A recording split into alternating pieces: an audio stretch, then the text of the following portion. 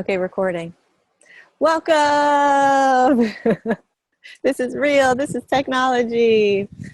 So honored to have you here with us as we journey into this powerful, powerful time of the new moon in Aries, Venus retrograde, plus all these other pieces that you are going to hear about soon from our special, amazing guest, Divine Harmony, who I will introduce in a moment. And I'm hoping it's not too windy. Can you all hear me okay? Okay, perfect. So my name is Joanna Ameya. Most of you know me as Ameya, and I'm so delighted always to circle with all of you who show up, and those of you who will be listening to the recording. We welcome you as well.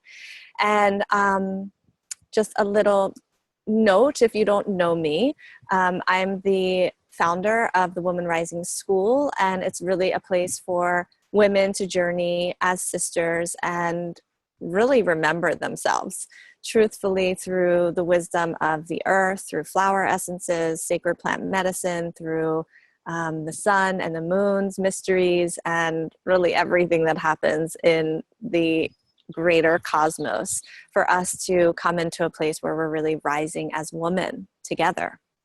So lots more to say about that. And I know some of you are also here because you're dabbling into wanting to know more about our Flower Essence Practitioner certification program. So welcome, and we will make time for that a little bit later. There's a lot that we want to go through in this 90 minutes together. So with that, and in the energies of this new moon, I would love us to do a grounding and just really get ourselves here. You know, really, we live such full, busy lives. And so let's just take a moment to acknowledge and honor that we actually got our tushies here in this moment, that we made space and time in our lives. That in itself is a really big accomplishment and feat. And it's something to be really appreciated. So thank you. And if you have like your phone or Facebook or like something that's going to pull your energy away, if you could just move that aside for a moment, and really come into a place for yourself and your journey and your evolution and your growth, that would be amazing. So everything that is spoken here, whether it's by me or Divine Harmony, is really meant for you to take, and then for you to choose how it is that you're going to allow it to move through you, right? So we can give you all of this information, but ultimately you're the one that gets to actually put this into embodiment and action and use it for your greatest growth. So this really is a call for you. It really is like, we might be facilitating, but you're really the one creating, walking, and living your path and your destiny. So with all of that said, let's just look at the screen for a moment. Look at your sisters who have made it here and who are on very similar walks with you. Oh, and a little doggy who's on a similar walk as well. Just trying to understand creation and evolution. And when you feel ready, you can close your eyes.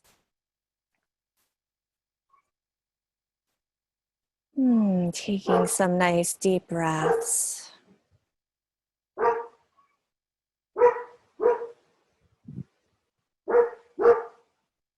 And really letting yourself land in your own inner realms, in your own dark new moon, in the shadows, the places that have yet to reveal things to you, and the places that are actually really comfortable in the shadow and the dark.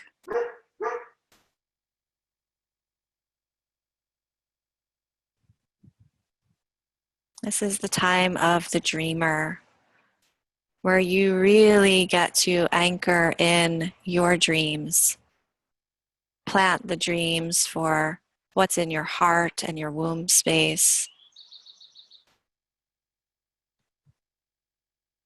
And so breathing in the potency of that in this moment, you as a woman hold the energies of the earth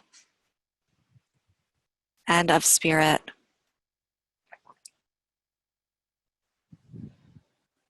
And so placing your hands over your womb space, and if you can, making a triangle, so connecting your thumb to your thumb and your pointer finger to your pointer finger, making a triangle that is descending downward. For that is truly the space that we're in right now, is this descent in and down.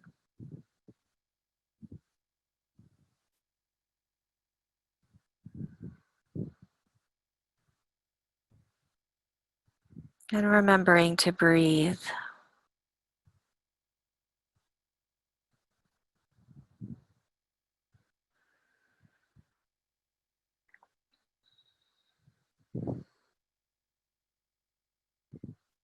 And so at this time, feeling yourself connected to Mother Earth, feeling the way in which she is constantly holding you, the way in which she is generously providing to you,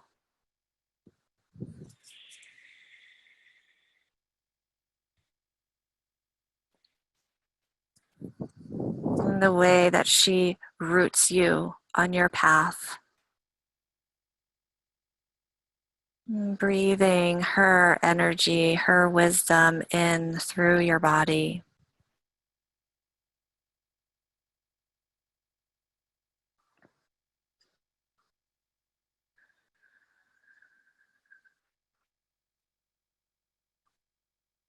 And then presencing the divine, the great mystery above,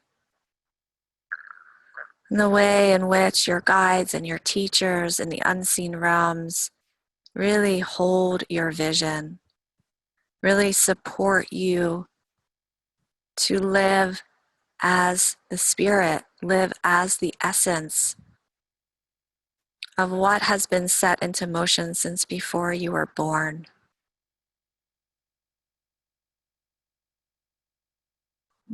Feeling the expansiveness in that.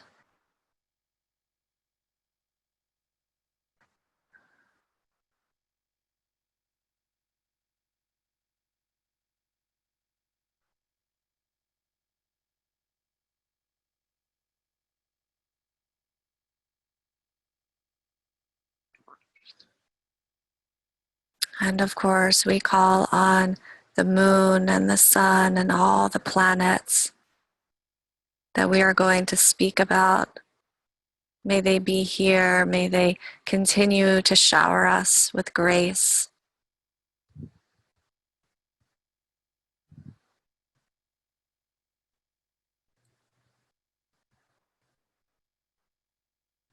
And we call on the spirit of the plants and the trees who wish to be known today, who wish to share their gifts and their medicine with us so that we can continue to embrace and walk towards emotional freedom.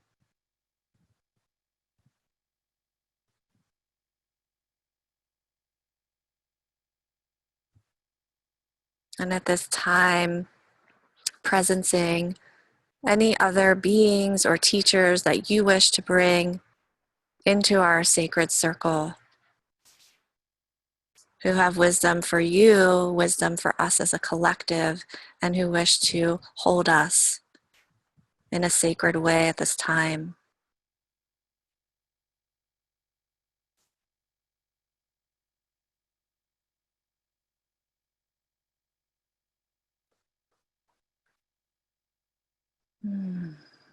We welcome all of those who are here for our highest good and the highest good of all beings on the planet.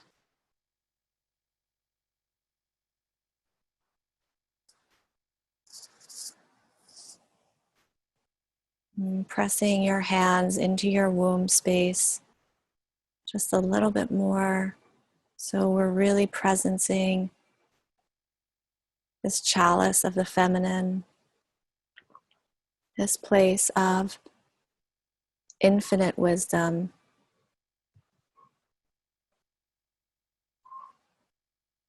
and this space that might need healing.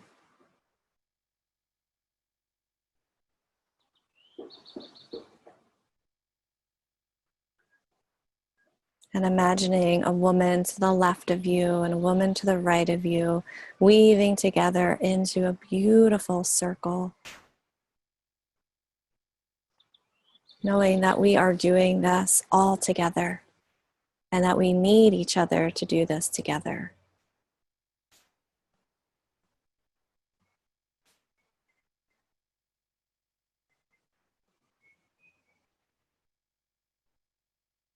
Bringing your hands up in front of your heart, bringing them together in prayer, bowing your head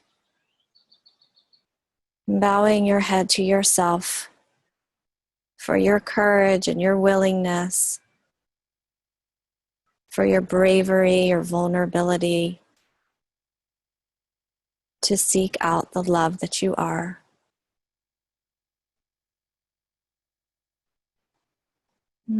Taking 2 more deep breaths.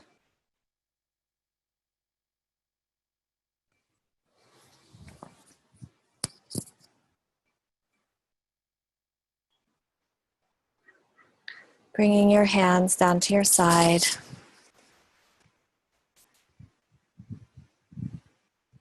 And when you feel ready, very slowly opening your eyes, really taking the time to move from these inner realms back to the outer.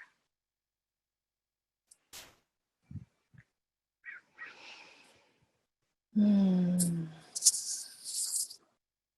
so we welcome you, welcome in this powerful, powerful time.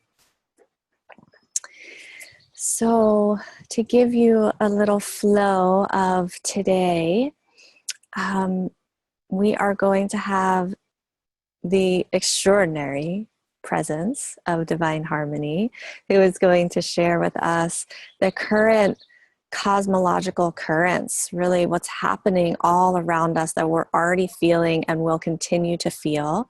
And so we'll really get an understanding of what's happening.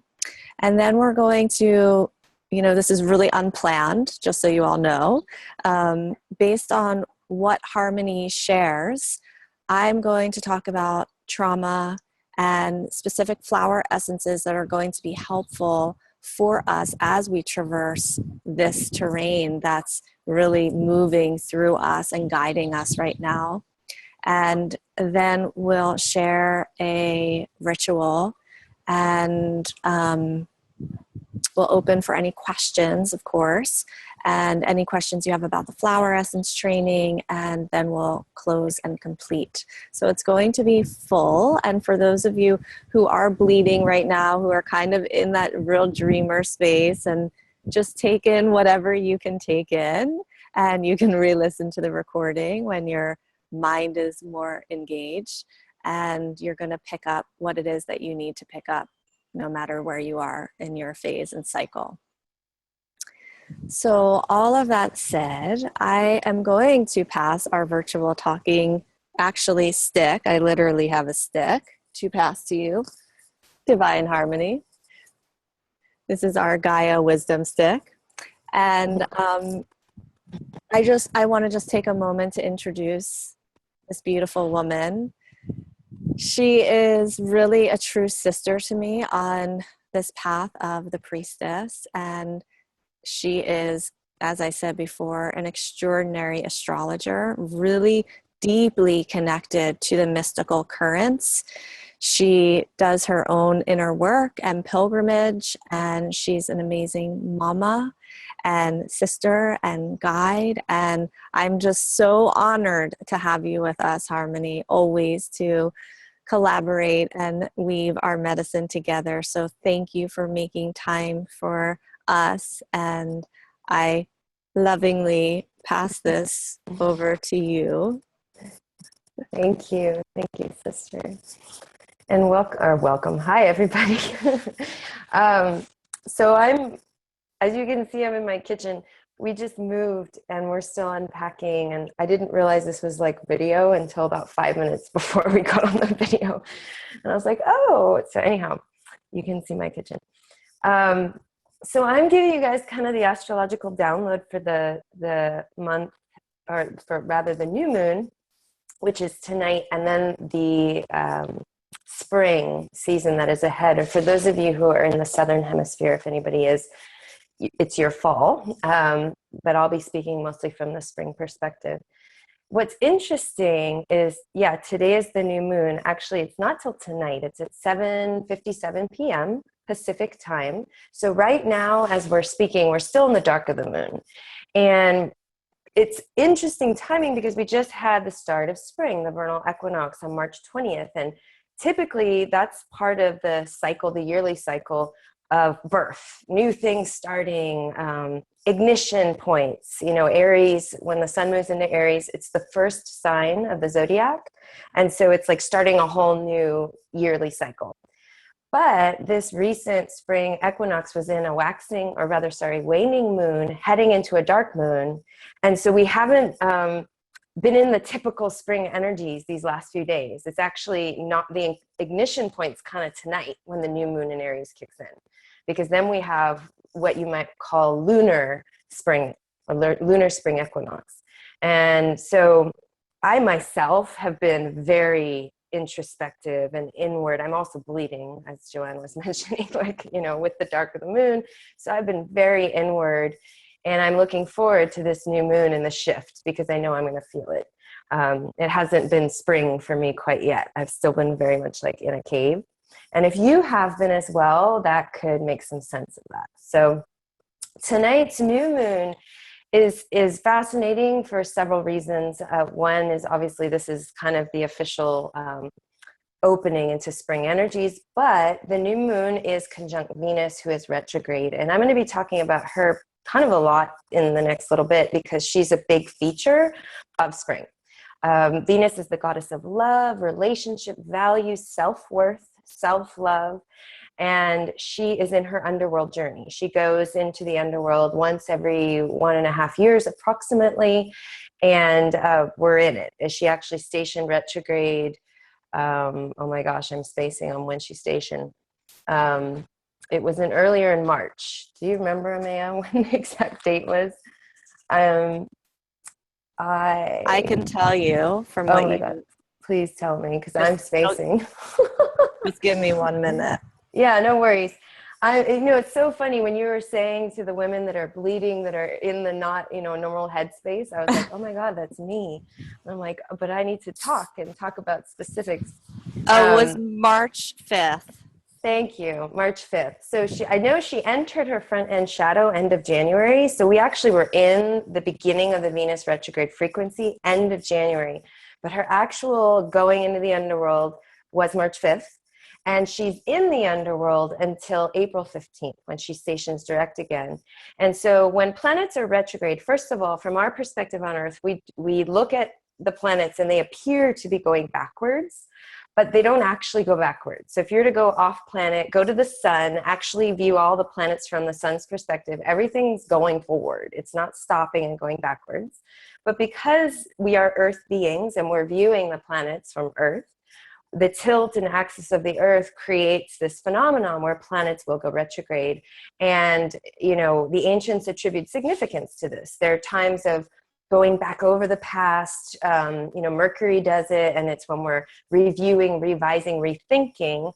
Well, with Venus, when she does it, what we're doing is we're reevaluating, because that's ultimately what Venus is about. It's about our values and what's important to us, our desires, love and abundance.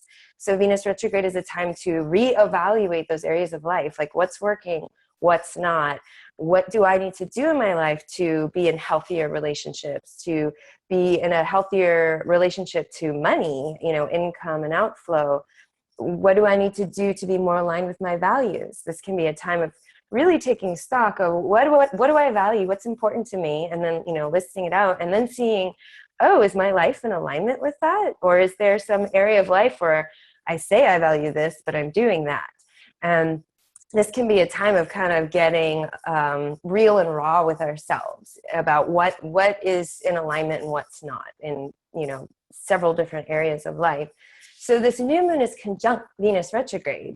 And typically new moons are, you know, starting new things, moving into new directions, but we have Venus still in the underworld, very much about going over the past. And so we really need to be patient here. The Aries energy wants what it wants, and it wants it now.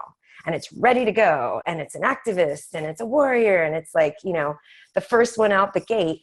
And with Venus retrograde, we don't want to overdo that energy because it can be coming from restlessness, impulsivity, reactivity. It can be coming from a place of not thinking things through. And so what we're wanting to do is go over the past, deal with the past, see how things connect up and have led to the present, particularly if like we're in the present in some situation in our lives, you know, love, money, whatever. And we're like, I don't like this. This isn't working. This is out of balance, whatever. You know, you can't just in that moment go, okay, I'm going to change without being really aware of what you've done to contribute to things leading up to that place. So this is this period of reflection and really facing some of the undercurrents in our relationships with people and love and money, you know, stuff that sources, you know, from self-worth, self-love issues. And what can we do to heal around that? And so Venus is doing this, and she's on the new moon. Her heliacal rise, actually, when we'll see her, she's essentially right now transitioning from an evening star to a morning star. So March 31st, she'll be rising in the morning. And that's actually seen as the rebirth of Venus. She's coming back out, you know, from the underworld, although she's still retrograde. And it starts a whole new 1.5-year cycle of Venus until her next retrograde. And so between now, this new moon, tonight rather, and then the heliacal rise of Venus, it's really this incubation time of like really getting clear on what you're being called to shift or change, what's working, what's not, what you can do about it. Of course, for everybody, it's in kind of different areas of life. So if you happen to know your natal chart, you can look and see where is Aries in your natal chart, and in that house, that'll be the area of focus. If you don't know that, it's okay, but if you do, I'm just giving you a little extra, you know, information. So we've got the new moon, we've got the heliacal rise on the 31st, and we're essentially just moving into this whole new phase around love and relationships and values. And the seeds we're planting right now will sprout. So it's really important to be using intention and consciousness and awareness so that we're bringing with us forward what we want with us, and we're releasing what we don't want to keep, you know, playing out karmically, patterns, recapitulation of wounds, etc. So that is the new moon, kind of in a nutshell. I write lunar insights on the new moons and full moons, and they're pretty long. And so if you want more like in-depth, detailed information, you can read about it on my website. But now I want to speak to you about the other astrology that's going on this spring. So briefly, the spring equinox chart, you can, you know, cast a chart for the moment the sun moved into 0 degrees, 0 minutes of Aries on March 20th. And the sun was square Saturn and just past conjunction with Chiron, essentially triggering the Saturn-Chiron square, which is a huge signature for all of us this whole entire year. The first Saturn-Chiron square was December 28th, and then the next one's going to be April 30th, and so it's in the spring. And then the last one, I think, is in November. I wrote it down. Where is it here? Saturn. November 2nd. And so Saturn and Chiron are kind of the two heavy hitter planets. I mean, there's other ones that are as well, but Saturn is, you know, where we're hard on ourselves, or we don't feel good enough, where we're a perfectionist and self-critical, or a perfectionist, self-critical voice we heard when we were younger. Could also be where we like resist being criticized or controlled or told what to do. And so, you know, it can also kind of give us insight into our relationship with authority. Chiron is the wounded healer, and he has to do with our biggest wounds and pain. We all have them somewhere, so we all have that core wound place. And with Chiron, it's not about finding the magic wand and poof, your wounds go away. It's actually about developing more self-love, self-compassion, self-acceptance, self-understanding, and we shift our relationship to the wound. So the work that we do on ourselves helps us so that we don't operate out of our woundedness, but we relate to our wound from, a healthier place, getting intimate with that part of ourselves as opposed to enmeshed with it or completely cut off from it. So Saturn square Chiron is bringing up some of our biggest stuff. Like I've called this transit, like, the transit of getting into your core wounds.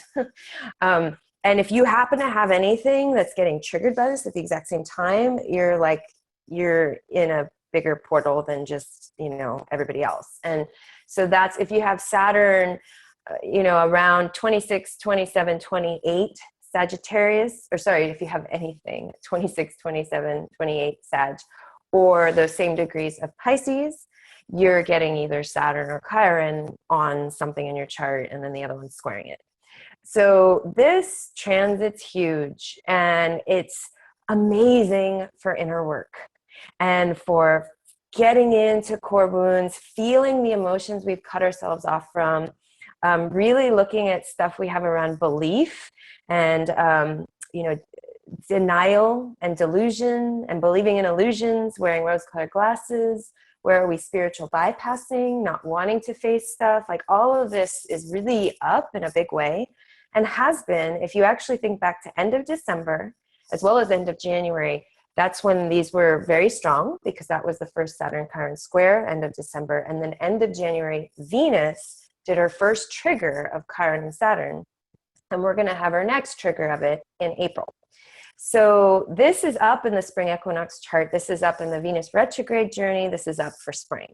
And really being willing and able to go into these spaces and to, take responsibility and accountability for your part in things that are coming up, not knee-jerk react and just blame others and see their problems and see their whatever, but really like stand in your power and be like, okay, what's my part in this? But also have a very clear boundary around what's not your part. So, because sometimes if you're very Neptunian, Piscean, also very Virgo, there can tend to be and there's some other things that could point to this too, but there can tend to be this, oh, what is my part in this? What can I fix? Where can I be better? And that's beautiful. And that can be overdone to the point of like, there's always something wrong with me, or everything that's going on right now, it's because of me. And if I change, then this relationship will magically get better, or, my finances will magically change. And so this can be an amazing transit for really stepping into a whole new level of accountability and inner work. And, it's pretty powerful. So that shows up in the spring equinox chart. Now, as I mentioned, Venus retrograde is part of this too. So Venus, she's still in Aries right now, but at the very end of this week on Sunday, she moves back into Pisces. And then she approaches Saturn, and she's going to square Saturn twice, and she's going to station direct almost exactly on top of Chiron, the wounded healer. So she's triggering the Saturn-Chiron square. And really from April 5th through the 21st is when the tightest window of this is, because on the 5th, Saturn stations retrograde. On the 8th, Venus squares Saturn for the second of 3 times. On the 15th, Venus stations direct. And on the 21st, Venus squares Saturn for the last time. So this period of time from the 5th through the 21st is really potent.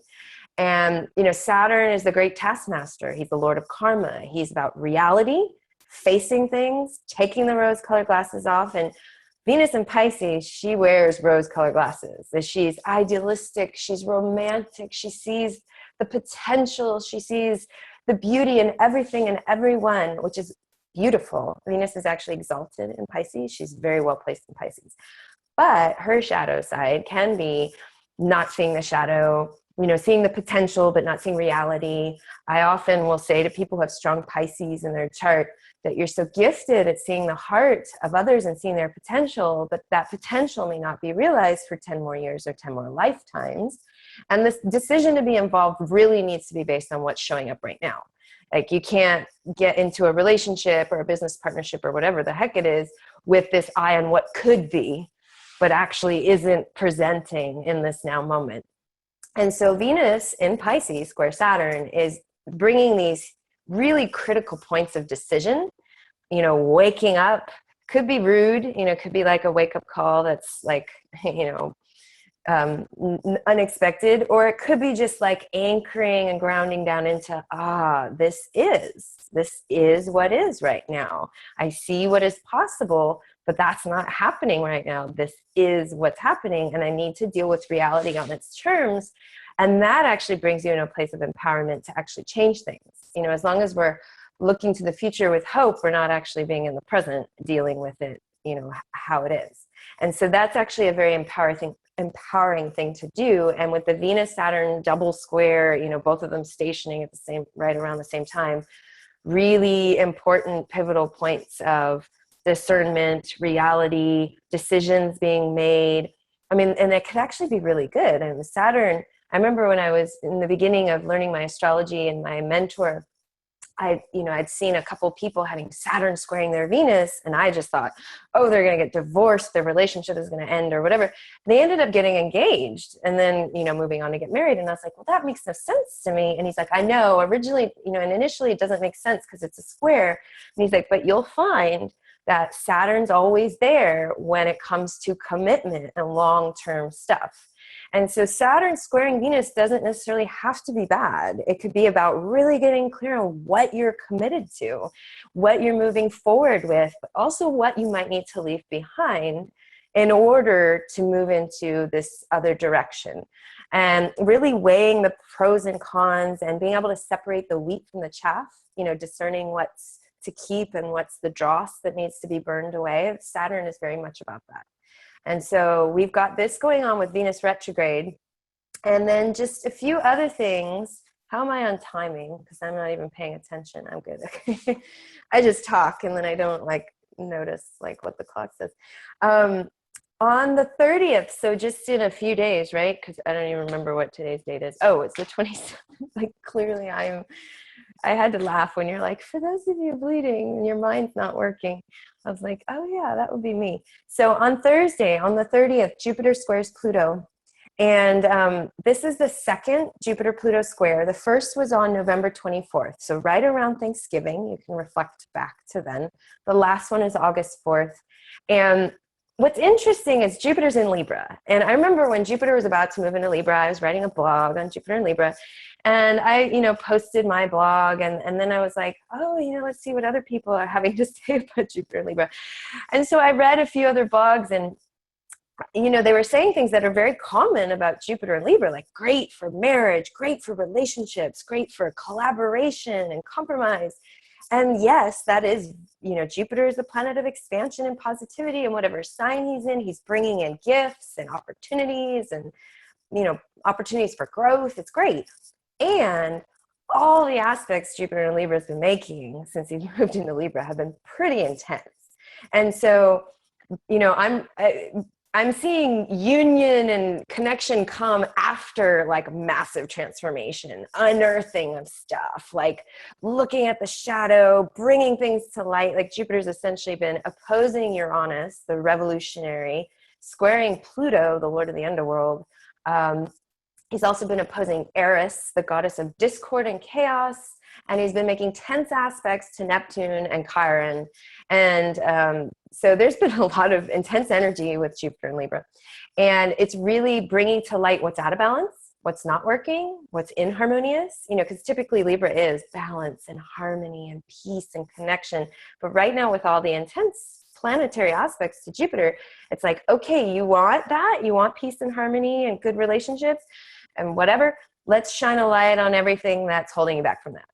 It's like the Rumi quote, and I don't even know if I remember it properly now, but it's like, love shines a light on all that is not like love. something to that extent. And that's what this astrology can be about. You know, it's like really shining a light on what's holding you back from more peace and harmony in your life, from the balance of give and take, self and other, wherever we tend to default. You know, some of us are too me, selfish, not thinking about others. And then others of us are on the other side of the spectrum, you know, self-negating, self-denying, playing the martyr, the victim. And so Jupiter in Libra is like, find a balance with your own masculine and feminine within and then without in the relationships in your life. So Jupiter squares Pluto this week, which can be great for transformation in relationships. It can also, you know, bring up power control dynamics, shine a light on the shadow that's happening behind the scenes, you know, be interesting to see what's going to play out in the world politically. You know, it can definitely have a manifestation there. So we have that in April 5th, Saturn stations retrograde right on the galactic center. So the galactic center is around 27 degrees Sagittarius. It's the center of our galaxy. If you live in a place where you can see the stars at night and really well, when you have the galactic center above you, it looks like that milky, well, it's the Milky Way. It's that, you know, milky part of the sky. I remember when I saw it when I was a kid, I was just like, what is that? It was very, you know, interesting feature. And a lot of ancient cultures have mythologies and stories about this part of the sky. And it's a lot of them all link back to essentially it's the opening to the great womb of the mother, out of which everything was birthed in this galaxy. And so it's a really important point. It's a high frequency point. A lot of light, a lot of, you know, illumination, wisdom, high frequency energy that comes from other places, off planet, whatever you want to call it, stellar cosmic energy comes through this point in the sky. One thing though, and Saturn's essentially been is going to be transiting this all year, and Chiron is essentially squaring Saturn when he's on the galactic center. This point, you know, transmit a high frequency of light, but you must remember the brighter the light, the darker the shadow. And so this is about really stepping up our own self-mastery and our accountability and our responsibility. That's Saturn. You know, he's the taskmaster. He kind of smacks you on the hand when you are not in alignment, not in integrity, but he's also the planet of self-mastery and really stepping into your own authority. And he's really benevolent when you start working with him consciously as opposed to being dragged with him or by him. And so Saturn stationing on the galactic center to me is like a really powerful point of bringing into light what needs to be seen. What is truth? Not just the pretty truth, the one we like, the one we wish was happening, but like real truth, both, you know, collectively, politically, what's going on in the world, but also very much personal. And what is our truth? Are we living it? If we're not living it, what do we need to do, you know, about that? What are we willing to do about that? So that is in April. And again, you know, all of that Venus retrograde squaring Saturn twice stuff is happening in April. End of April, the nodes of the moon move into new signs. So the North Node and the South Node, they're actually not things you can see in the sky. It's a mathematical equation that helps you figure out where they're at. And if you're interested, you can Google it. I'm not going to explain it, especially right now with my brain not working properly. But I will tell you that the North Node has to do with your evolution and growth. And it's not the easy growth. It's where you're pushed out of the nest and you figure out how to fly falling down. South Node is what you came in with, you're good at, but you can stay stuck in and repeat karmic patterns. So I kind of see the North Node as like the path of Dharma, your right livelihood, where you're meant to go. And then the South Node is a path of karma. And karma is not necessarily good or bad. It can be either, right? But it's what you've already done and what you can overdo. And so when the nodes move into new signs, we all collectively have a shift on where our growth is and where we can default and keep doing things, you know, in a not so healthy way. So the North Node's moving into Leo and South Node's moving into Aquarius. So the North Node in Leo, the evolutionary journey, the growth push is to be creative, to be original, step into our full authentic self. Like Leo is ruled by the sun. It's the brightest thing in our galaxy. Everything else is revolving around it. And Leo North Node is like, step into who you are, the fullness of your light, why you're here, what you're meant to do, where you're meant to shine, where are you holding yourself back, especially with the South Node in Aquarius. You know, there's so many gifts of Aquarius, but the shadow, because it is the South Node, can be, where do we hide? You know, like we're hiding in like groups, like doing things with others, which is great. We want to collaborate, we want community. And there are times when we're doing that so that we don't need to really step up and put ourselves forward. It's easier to do it with a bunch of other people. The other thing with the South Node in Aquarius, the shadow can be overly being, you know, outside of the box, eclectic, eccentric, rebellious, to the point where you can't like work with others so well. So again, it's a balance, right? The sun is the sign of the ego, also the divine self, capital S. So it's both the ego and the self. And Aquarius is, you know, ruled by Uranus, the first of the transpersonal planets. That's all about shattering ego and waking us up to our highest self. And so the nodes shifting into these signs give you information, but where they shift in your chart will give you more personal information. And if you happen to be a Leo or an Aquarius, the nodal signs, when they're in your own sign or your opposite sign, make this coming 18, 19 month transit even more important for you, because you're essentially going to have one of the two on your sun. You're either going to have the North Node on your sun or the South Node on your sun. And it's a huge turning point when you have the nodes align with your sun. Again, I can't get too much into that without seeing charts to get more personal. Now, Saturn square Chiron, the second of 3 is April 30th. I already spoke to that. And then in May, I guess just one thing I want to mention in May is we have Saturn trine Uranus. So remember, Saturn square Chiron was in December. We also had Saturn trine Uranus for the first time, December 24th, Christmas Eve, for those who celebrate. And on the last one, actually be 11/11, which I love because I like numerology. This is an amazing transit. Saturn is the past and the old and grounding and structure, and Uranus is the future and the new and possibility. And when you put the two together in a harmonious way, because normally they're very opposite energies and they don't get along, but they're in a harmonious aspect all year long. And this is amazing for anchoring in our inspiration, our visions, and our dreams, to take those big picture things that are coming in, you know, intuitively through dreams, through visions, whatever, and then do something with it, ground it down, do something practical, tangible with it. Saturn trine Uranus also, when I first saw that transit, I was like, the first thing that came into mind was organized revolution, because that's what Saturn does, is he organizes, and Uranus is the revolutionary. And so we've been seeing that play out, right, with the Women's March and different things that are happening around the world, particularly with women though.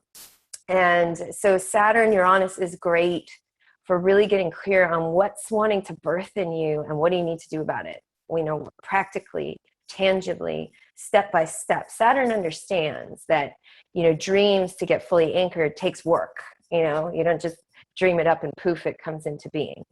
You actually have to use your energy, your blood, your sweat, your tears, like put your humanness behind it, behind that spirit vision.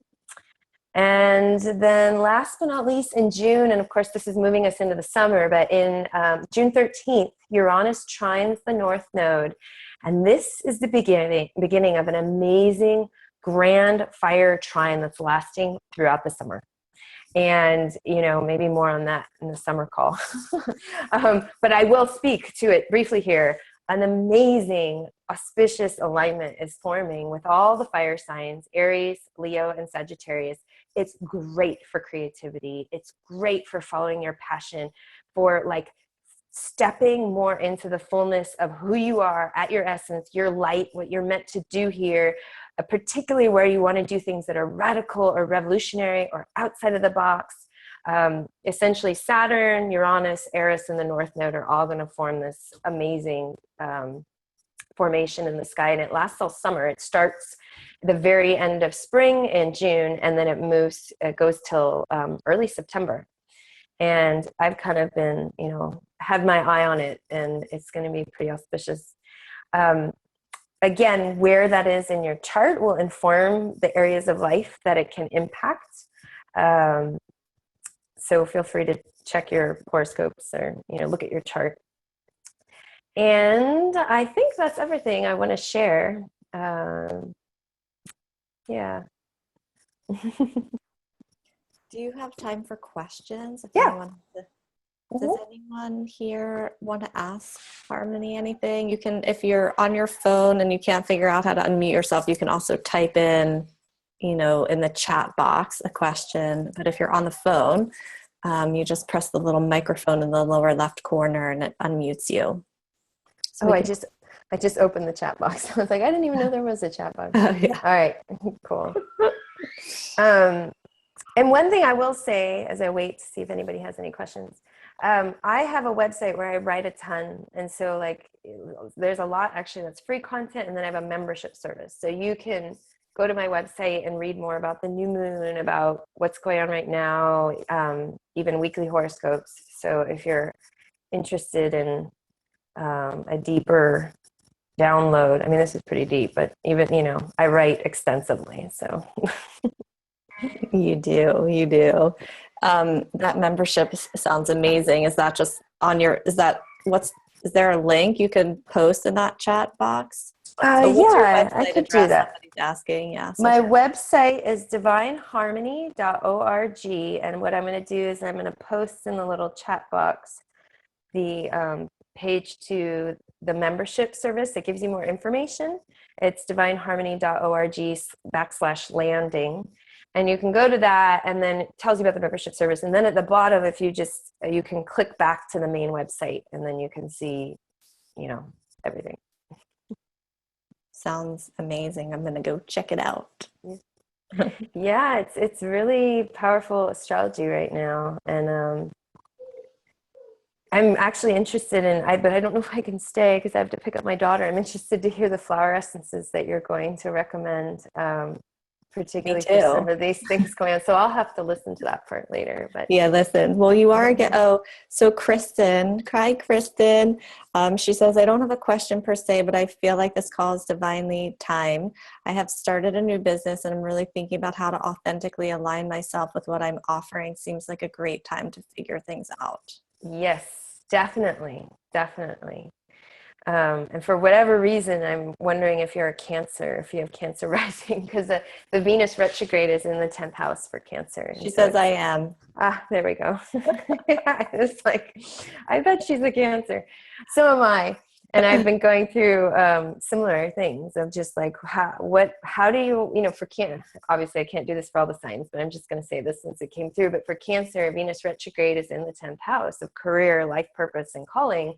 And so it's like, what is most important to you? And what are you doing that's in alignment and is working? And what are you doing that isn't? And what do you want to do to shift and change? And this new moon tonight, and then the heliacal rise of Venus on Friday, this week is a really good time to incubate and really get clear on what you want to call in and move into, what you want to let go of, what's working, what's not. And yeah, so blessings to your new moon in the 10th house. Yeah, and for anybody else who wants to know where it is in their chart, you can check it out in the horoscopes on my website. I actually just posted them right before we got on the call. So Amazing. So any other questions, shares? Now's your time. You got this amazing woman right in front of you. Direct line, divine harmony. I appreciate you having me on here. And I love you. I love you. Okay. Well, thank you. Carissa, you have this question? Yeah. Where do you see it? She's on the video. She just like raised her little finger. Okay, got it. Okay.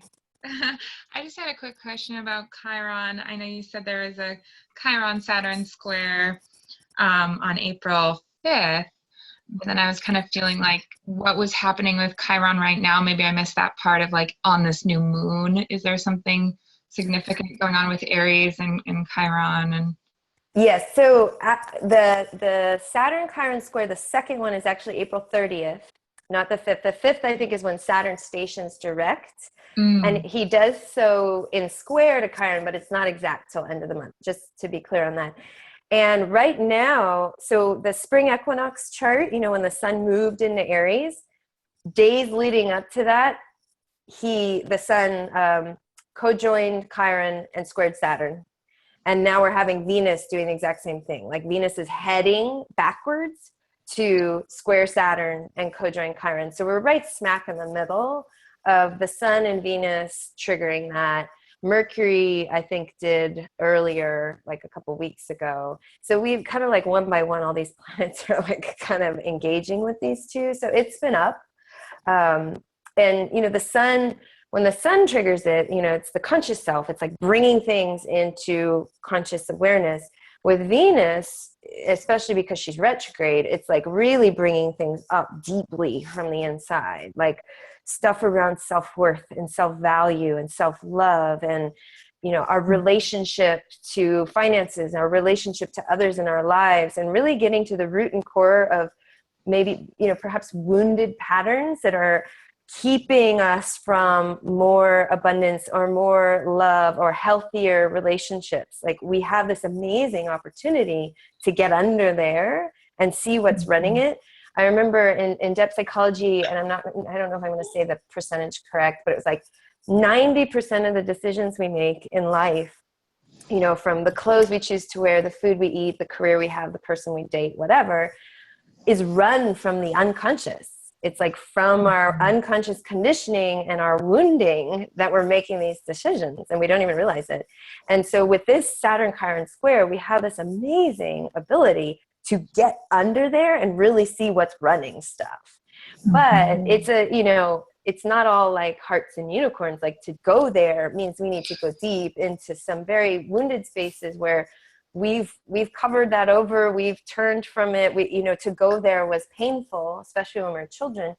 But if, you know, as adults now, we have a different, you know, sense of self and perhaps work that we've done on ourselves, we can go into it in a different way. And so that's kind of, yeah, that's sort of what I wanted to share. Does that answer your question? Yes, thank you. You're welcome. Blessings. Blessings.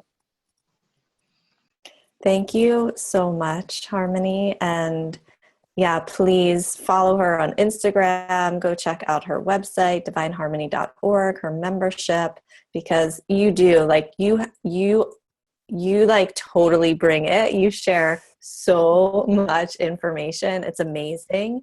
And I'm always just really appreciative because I usually take something, I'm like, oh, I feel that so present. So please make sure that you stay in connection with Harmony. And thank you so much, sister. Thank you. Thank you. And I'll listen in later Okay. about the flower essences. Blessings, Yeah, everybody. yeah, sure. Thank you. Bye. Thank you. So we're going to journey forward into, like, you know, that's a lot. I was actually typing stuff as she was sharing of just like, okay, wow, this is a lot of currents that are moving through us. She gave us a lot. I kind of want to get it a little bit more specific to maybe even the next 6 weeks, really bringing us into Beltane, because moving into June is just, it could take us a while. But I feel like it's so powerful to understand, right? So when we hear her saying all of this, it's like, right, like Kristen seeing like, oh my gosh, that's exactly what's going on in my world. And maybe other of you who are hearing what she's saying, it's like, oh my gosh, this explains so much. And the explanation and understanding and having the awareness of what's happening is really potent. And then it's sort of like, okay, what do we do with all of this? Like, how do we actually support ourselves so that we move through these times with as much grace as possible, with as much ease as possible? And so that's why I want to share about the flower essences. And it's such a beautiful marriage between the two. So I wrote down a couple themes as she was talking. Again, this is totally free flow. Like we didn't have a connect before of what's happening. And then I was thinking about the flower essences. So there's so many essences that I could choose from.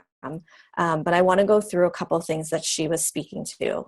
First, I want to speak to this piece of really acknowledging those of you who are going to take this journey with what she shared and then with the flower essences, because this is deep and profound work, right? What she was sharing is like, it's not just all like happy and unicorns.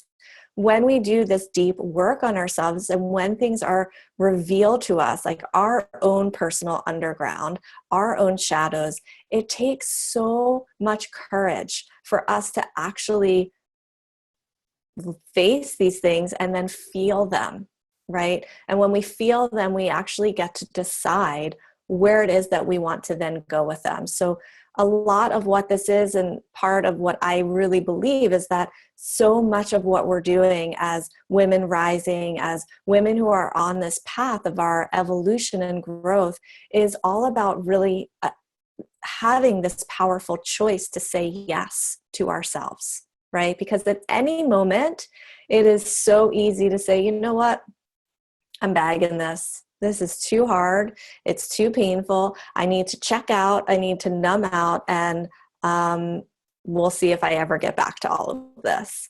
And I totally understand that. And sometimes we do need a pause. But you really have divine human choice to step up and say yes to your own self and to your own becoming of who you know you are.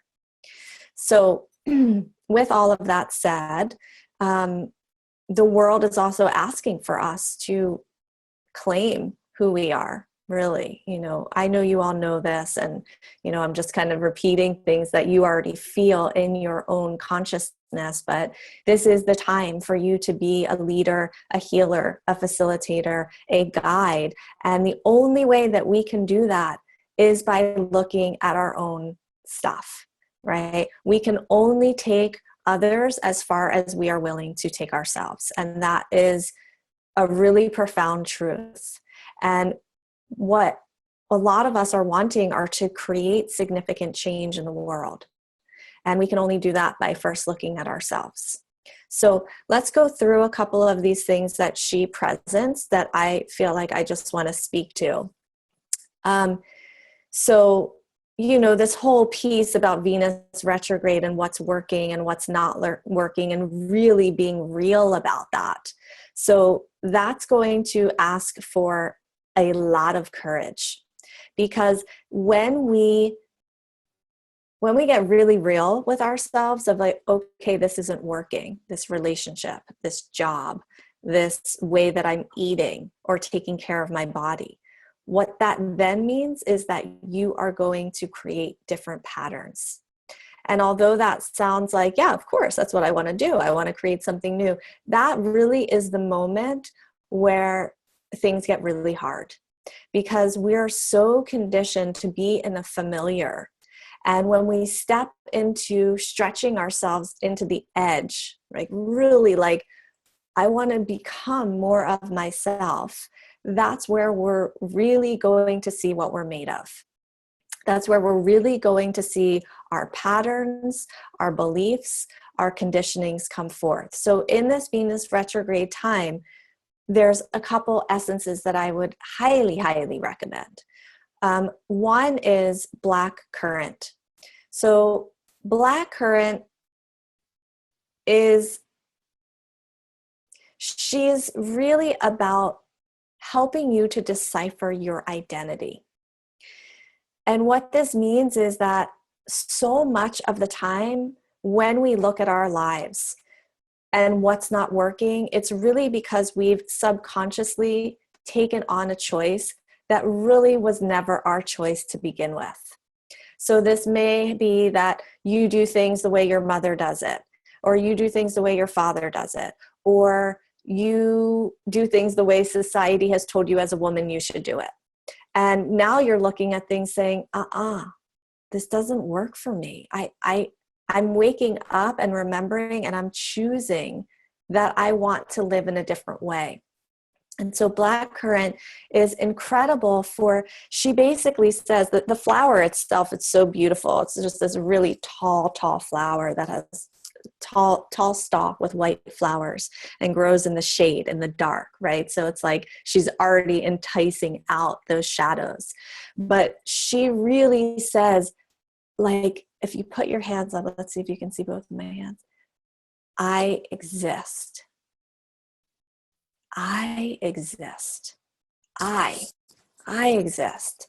Not I exist because I am Mary's daughter or Charles's daughter or Susan's granddaughter, or not because I was betrayed by a lover or because I was victimized.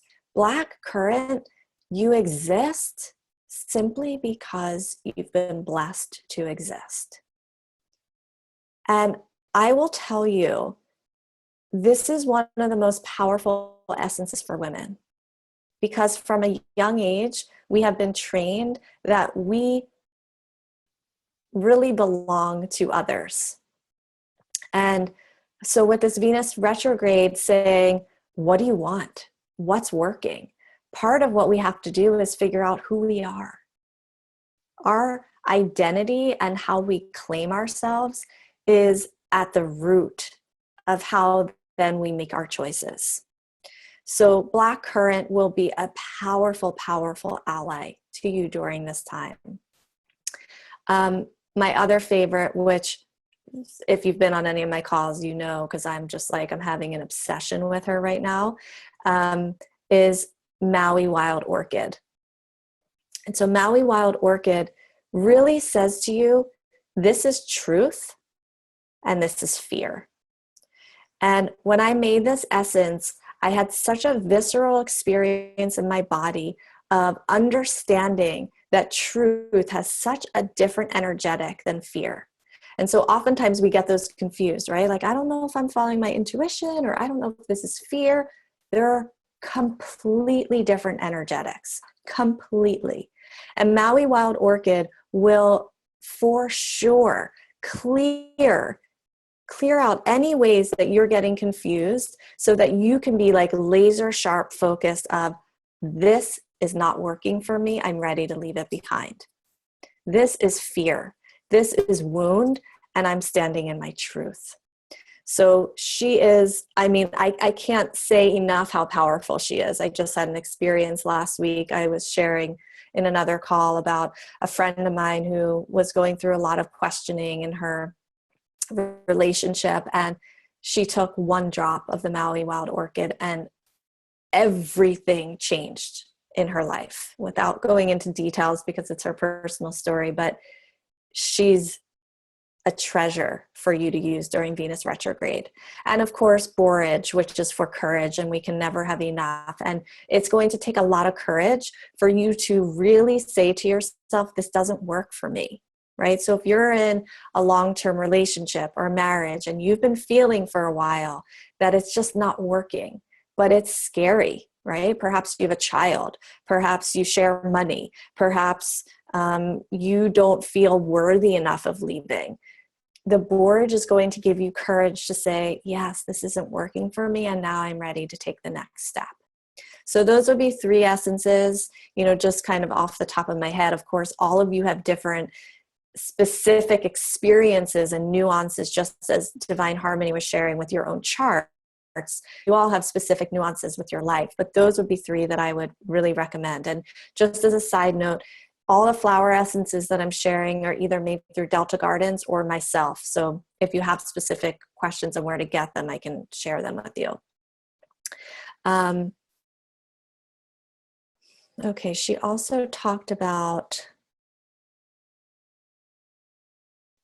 oh yeah, I loved this. She talked about Chiron, Saturn squaring Chiron, that this is going to bring up our biggest stuff. And this is, Chiron's all about your relationship to your wound and how you're relating to your wound. And really, there's 2 things I want to talk about here. One is being really clear, and again, this takes a lot of courage, of when you're in victim. So it's very, very easy for us to go into the role of, well, this happened to me and this was done to me, and really making our choices from this place.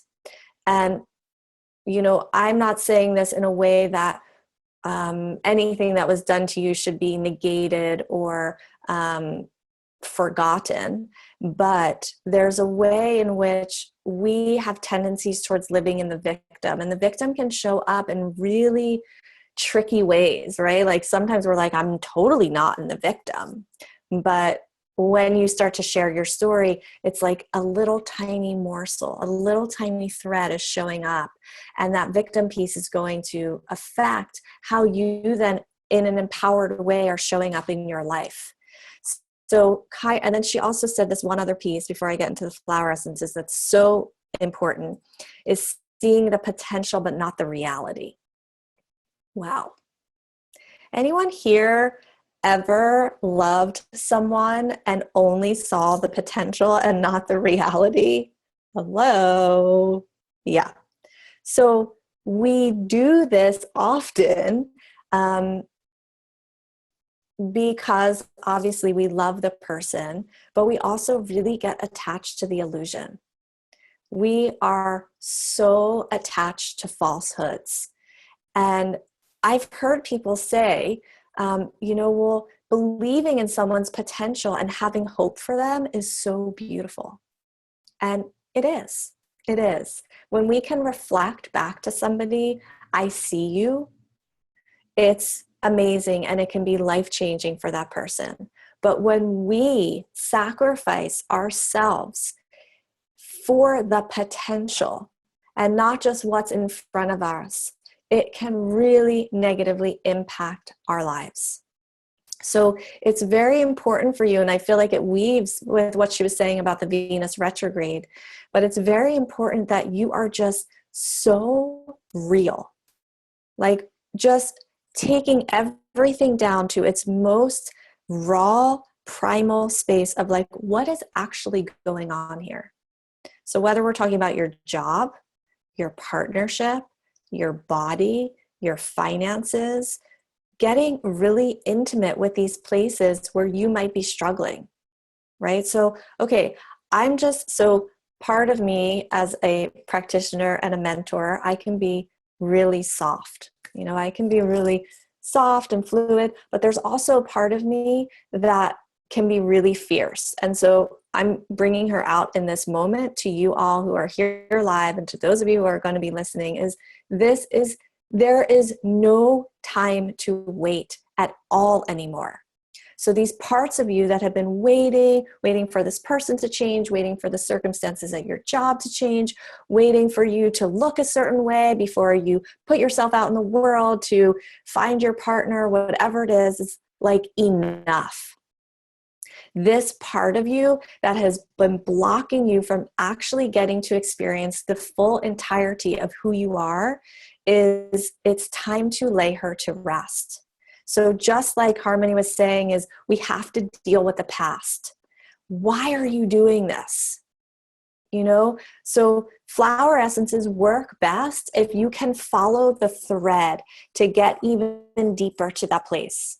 So not only can we use flower essences of like, okay, I want to increase my self-worth because I'm obviously not paying attention to the intricate details here and I'm just only staying in the potentiality. So yeah, we can increase your self-worth. So you say, forget this, I'm out of here, this circumstance is not serving me. But we also want to look deeper at why you're still waiting, right? So we all have that part of the why. And when you get to the root cause and then you can match that to a flower essence, what happens in your present life significantly shifts. So I hope I'm making sense, and we'll have some time for questions because I am. Okay. So, but if there's questions, write them down. So for example, let's say that you've been in a relationship with a partner. Let's say a man. Let's use a man right now, but it really could be for any gender. Let's say you're in a relationship with a man and you've been waiting for him to get his fucking shit together, right? He isn't showing up for you. He isn't holding space for you emotionally. He perhaps isn't stepping up to be the kind of father you wish for your child. Like there's potentially a list of things that are going on. So not only is it about you having courage and you increasing your self-worth to use your voice and say, this doesn't work for me anymore, but it's also really important that you get to the root so that you do not repeat this pattern again in your life. So for example, if you had a father who was absent or a mother who was absent, it's familiar, right, to attract a partner who's absent or who's not available. And so in that example, essences like Gloriosa Lily, which is for really healing the wound of father, right? Because yes, your partner may be showing up and really agitating your wound, like really just like touching it and touching that, wound, but it's really from the original wound. And so Gloriosa Lily is amazing. Mariposa Lily, if it's specifically with the mother. And then out of those original relationships, we also have the patterns, right? So maybe you became a people pleaser. Like, okay, I'm just waiting around and I'm just going to see his potential because I actually learned that this is what I'm supposed to do. Like, I need to put my needs aside for a moment and focus on him. And, and then we have all these guilt imprints. And I mean, it just stirs up so much of our shadow. So it's never just about this one moment in time. It's about all these trauma imprints that we live from every single day unless we deal with them. And they're so subconscious, right? Like some of them were really clear, like, oh, okay, I know that I'm reacting or responding or living right now from this wound. Some of them are so deep that we don't even know that it's happening. So being a people pleaser, a caretaker would be essences like Sunray Lily. So we have a lot of these lilies right now because that's kind of the story of partnership and how we show up in partnership and our original wounding. Okay, so there's that piece. And then there was one other piece I wanted to talk about. Oh, where do we hide? So when Saturn stations on the galactic center. So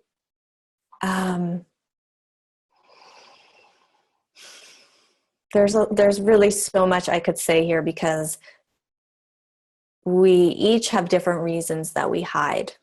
Some of us were really seen and visible as children and it wasn't accepted. Some of us were never allowed to be visible from the get-go. And some of us, there's fear from past lives about being seen. So this is a really big deal of when you're looking at your overall life, right? Harmony talked about a couple different themes of like, okay, what's not working? Part of this is, where are you hiding from your own self, right? Where are you hiding from the world? And then when she talked about this other piece of, really seeing the potential, it's another place of where are we hiding behind an illusion. So we're really being asked with this Aries activation to really be seen, right? To really get visible. And this is really a big deal. It brings up comparing ourselves, contrasting ourselves, past lives, childhood trauma. It brings up so many different things. And so there are incredible essences depending on what specifically is present for you. But the one that I actually thought of so significantly when she shared it was aspen tree. And aspen is, well, first of all, aspens grow in groves. And so I just love the idea of all of us as sisters really rising together, like no more hiding, right? So if you see another sister hiding, you bring her forward. You say, hey, I know that pattern of yours. I'm not going to let you stay in that. So there's something about the aspen in the way that it grows in a grove and with each other that will help us as a collective. And then specifically individually, she really just invokes mother courage. And that's what we're really needing right now, is to root down into Gaia and with so much courage stand in who we are. whether that's in our individual lives, in our work, our community activism, our social activism, in our relationships, and then globally. So there's so much chaos right now, and we are being called to be a beacon of light. And that really, really, really means that we cannot hide anymore. We cannot hide our shadow, and we cannot hide our light. And I think that that's a really important piece. You know, Harmony touched on this piece of, this is not about spiritual bypass, right? So not everything is like perfect and wistful and romantic at every moment. That's not real. That's not showing the fullness of who we are. That in itself actually hides. And so this is about you stepping into yourself as a woman and declaring that all parts of you are welcome. Every part of you is welcome. So, oh my gosh, I'm looking at the time. There's so much here. And this is when I wish we had a Facebook group. We could like keep on talking. I think I might have to start one, because every time I get off one of these calls, I'm like always like, I want to know what happens for you. So I do really want to hear how you use some of these essences and the ease and the speed at which these currents that are already running through us start to either be projected in a really beautiful way, or the places that are more challenging have more ease and flow to them, and you don't get stuck. Because that's the thing with our emotional healing, is we just don't want you to get stuck anywhere. Because when you get stuck, you can sit there for 10 years, 15 years, 20 years. And that's when we look back and really have devastation in our lives. So it's incredibly important that you take this fire of Aries and help you to propel it forward. So one of the reasons that I did the call today and not tomorrow is that because, as Divine Harmony was sharing, the new moon doesn't actually turn until this evening. And depending on where you are, it's going to be at different times. But it's because I wanted to give you a ritual or practice to do, and then have you do it either tonight or tomorrow. Oftentimes when we do calls like this, I actually lead you through a ritual. And I think it's really powerful, obviously, to be in a collective space of sacredness. And I also think it's incredibly powerful when you take this information and you create that ritualistic space for yourself and are in tune and connection and in partnership with the elements and currents and energies that are flowing to you and through you. So I'm going to give you a practice to do for either tonight or tomorrow. So before we segue, I just want to, are there questions, shares, comments? So again, if you're just listening on the phone, you can do the little chat unless you unmute yourself. You can also unmute yourself here and just clarify anything, make it more specific to you. So we'll just wait a moment. Yeah, Jade. Hi. I was wondering, in what ways would you, like what practices could we do to help let ourselves be seen and to really fight against that fear of like being judged or that fear? Well, it's a big one. That's a doozy of a fear we carry in the collective. So, I mean, really what I would say is the practice would be to take flower essences, because for most women, what you'll notice is when you start to take a flower essence that's really specific for what it is that you're working on. So let's say this like incredible fear or judgment of self or judgment from others.